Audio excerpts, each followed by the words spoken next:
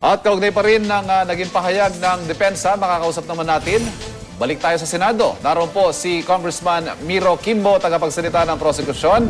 Congressman Quimbo, magandang hapon sa inyo. Magandang hapon po. Magandang hapon sa inyo. Si Ivan ito, Kong, at saka si Connie. Can we get your reaction, sir, sa pagpapatigil ng defense panel sa impeachment trial? Malinaw para sa amin na talagang nakakalungkot dahil nakikita namin na it shows the degree and sense of desperation on the part of the defense. Isipin po natin, hindi lamang po nila hinihingi na ihinto pansamantala, pero in fact, gusto nilang ibasura yung buong impeachment complaint. That's what people seem to be missing. The first prayer sa kanila ay sinasabi nila kung pwede sa pansamantala, ihinto muna natin. But the main prayer actually seeks that the impeachment complaint be set aside for being null and void ab initio. So yun, para sa amin nakakabahala. Ang tagal na po natin naandito, ang tagal na po natin hinihir lahat ng ebidensya. Pagkatagal-tagal po, in fact, they keep saying na talagang patuloy po na nanalo sila. Pero tila sa kabigatan ba ng ebidensyang ihaharap sa araw na ito, ano ba yung natatago o tinatago nila pagdating sa bank account si Chief Justice na tila gagawin nila ang lahat para matigil at mahinto ito? Ano ho magiging action ninyo nakasunod in light of this po? Ang maasa kami na ang Senado ay hindi hinto. Hindi sila hihinto pagdating dito sa ating proceedings. Malinaw po sa ating saligang batas sa Article 11, Section 3, Paragraph 6 that the Senate will be the sole trier of all impeachment cases.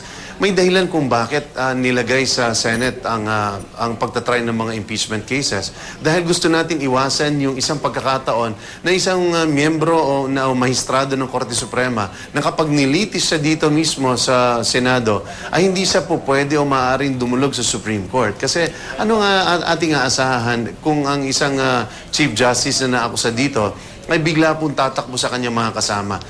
Precisely, the constitutional framers wanted to put the trial to be in the Senate dahil ayaw nila yung isang sitwasyon katulad ng hinaharap natin ngayon. Look at the petition of the Chief Justice. Nakalagay po doon, petitioner herein Chief Justice of the Republic of the Philippines seeks a remedy from the Supreme Court, from his very own court. Hindi ba hindi katanggap-tanggap po yan?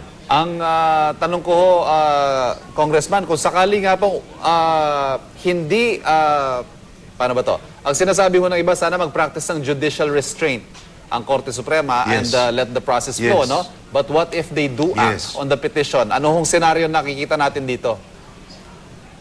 Para sa amin talagang we are now exactly at the behest of the Senate. Kung ano po sabihin sa atin ng Senado, yun po ang ating sinumpaan lahat. Sinumpaan din po ng mga nasa depensa, tatanggipin po natin kahit anong desisyon po ng Senado.